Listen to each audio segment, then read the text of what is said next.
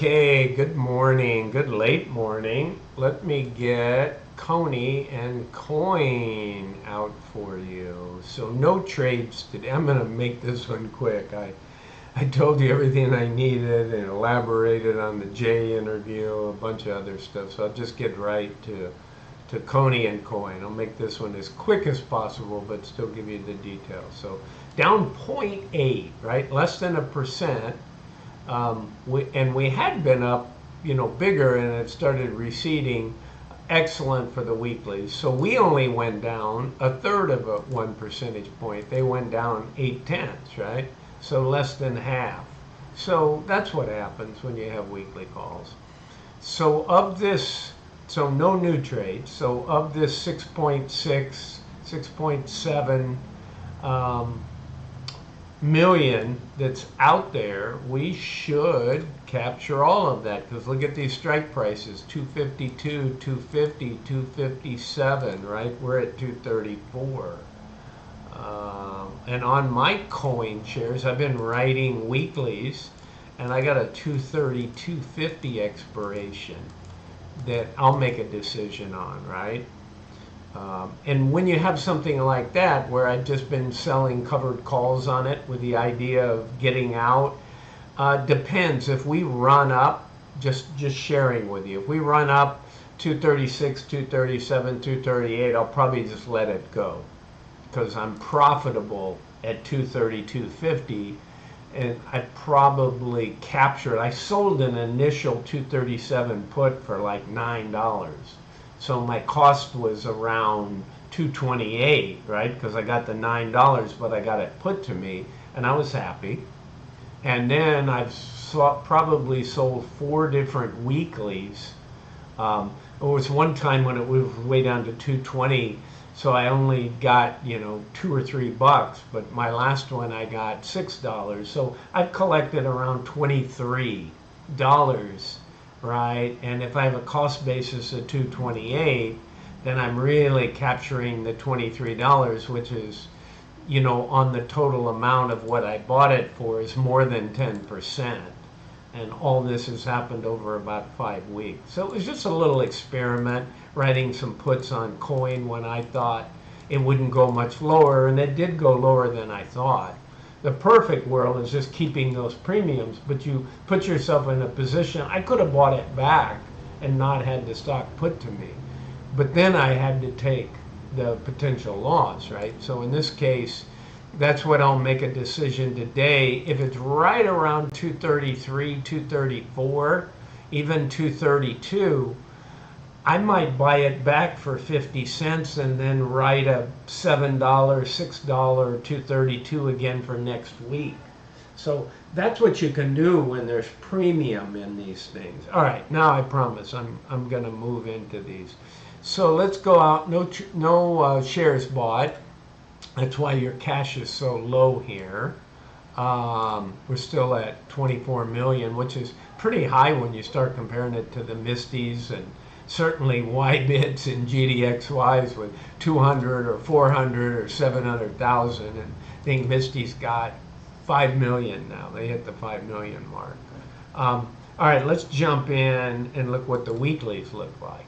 So look at this. Oh, yeah, that's got the right data. All right, the percentage-wise, but when you got one trading day, right?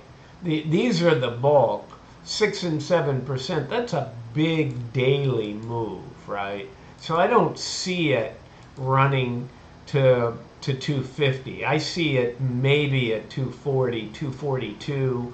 It could easily be 230 or 232. It's just consolidating here. Up, down, right? If you see this stuff over here, and we can still be down to 220, 218 and not really break our breakout, right? We broke out. Now we're consolidating, gaining energy for the next big rise. We've captured 83.32%. And actually, this number should be 6.6. Let me see why. Oh, it's probably another column that I didn't add. Let's go to holdings. Yeah, it should be just reading this number. Okay, which is the 6, 7. Maybe it's going and using 5, 6 because that's what it could buy it back for. But I want to know. Oh, okay, that's probably what it's doing. Yeah, sorry. We've captured 5.6. Duh, Bruce. So this one is 6, 7 just because I didn't add all the rounded up. And we've captured 5, 6 right now, right? So if all we did was move over at 234, duh, obviously we're going to get 100%, right? So we'd have to exceed 250 to even lose a penny, right? It would have to be 250.01 for us to even lose something on these guys, and we wouldn't lose any on these. So that's what we got there. We'll wrap this up. On holdings, all of the data added. We have dropped a little bit, not horrible, right? But as we don't move up much, we've gone from having a 30 million paper profit to a 41 million paper profit. Yesterday was 20.4 million, and this little small recede drop, we're at 19.6. That's still really positive for coin, knowing you have that money, because you can always roll out, right, of your 230, because right now you're still above it. They don't have to, but they might. Okay. They might do that on Monday, they might do that on Friday. So let's look at the payments. Let's just get to the gist, right? No activity here at all. Okay, so what's going to happen? So we got a 3-cent gain, right? No shares added. We're not going to capture any more this week because we've already captured this, right? So we're at 700,000, and I talked about this yesterday. So let's say we capture 7 million, right? We're going to get 6.7 this week. Let's say we get 7 million that we write on Friday for next week. You know, when they declare, they don't know if we won those or not. They know we captured them in the piggy bank, right? So the problem is how bad we're hurt here, right? Which is the $2.44. So how do you pay that? Well, listening to Jay, listening to the stuff, I don't think they want one of their most popular funds and one that Jay wants to be able to say in August that, hey, you know, in 12 months, you got your money back, and in just dividends, right? And the stock is trading at 23, right? So in 12 months, you got paid $20. You could have bought the stock, and some of you did buy it at $20 and still own it, right? So that's sweet. That's 100% return. And that very likely will happen, right? That's June, July, and August payments. They're around 15.5, so they need about 4.5, which is $1.50, right? So they don't want to pay a lot less. Now, this isn't a pretty month. So I had about $1. I'm thinking they dip in to some reserve and they pay $1.20, right? Even with this loss. And you know, I always try and find similar setups. And there isn't exactly a similar setup, right? This one, they lost 332, but they made $1.57. They went conservative and paid 67%, or 2/3 of it. But look at a scenario like this. Where was the one? That one's not relevant.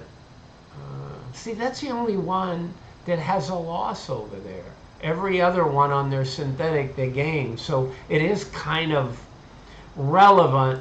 But if that was the case, they're not going to pay 2/3 of 3 cents, which would be 2 cents, right? Because they do have some carryover money here. They didn't have a whole lot. They only had $1 million carryover going into this month. They've got 17 million, which is like 77 cents. So they could use that and do a little ROC, return of capital, if you listen to my Misty, and then give you a, you know, it could be $1, it could be $1.22. So let's see what they write for next week.